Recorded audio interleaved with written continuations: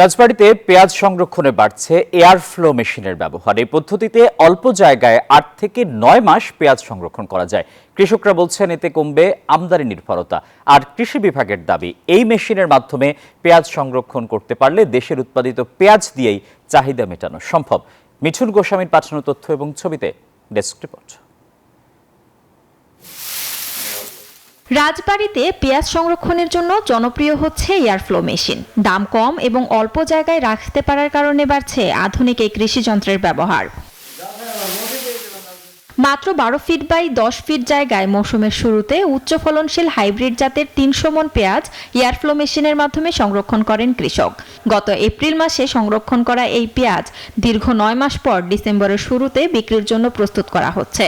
পেঁয়াজ এখন যে অবস্থা 10 থেকে 12 কেজি মিনিমাম ঘাটতি হয়, কিন্তু মেশিন আসাতে আমার কাছে মনে হয়েছে 5 থেকে 6 কেজির উপরে কমবে না। ম্যাক্সিমাম বাজারেই দেখি মেশিন স্বল্প জায়গার মধ্যে মেশিন দিয়ে মানে বেশি পেঁয়াজ রাখা যাচ্ছে আর কি। ওই চাঙে রাখার চাইতে এই মেশিনে রাখলে পরে পেঁয়াজটা কম ঘাটতি হয়। অনেক সময় চাতালে থাকলে পরে ধরে যায়, পয়সা যায় অনেক রকমই, কিন্তু মেশিনে রাখার জন্য কিছুই হয় না সেগুলো। লোহা, প্লেন শিট, চায়না মোটর দিয়ে তৈরি এই এয়ারফ্লো মেশিন নির্দিষ্ট সময় পর চালু হতে ব্যবহার করা হচ্ছে কন্ট্রোল বক্স।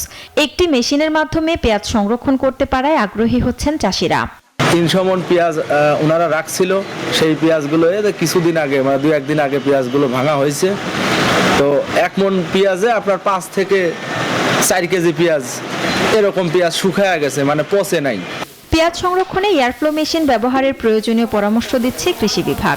ট্রেডিশনাল পদ্ধতিতে পেঁয়াজ সংরক্ষণ করলে অনেক পেঁয়াজ নষ্ট হয়ে যায়, আর এই এয়ারফ্লো মেশিন পদ্ধতিতে যদি আমরা পেঁয়াজ সংরক্ষণ করি তাহলে পেঁয়াজ নষ্ট হবে না, পেঁয়াজ পচবে না।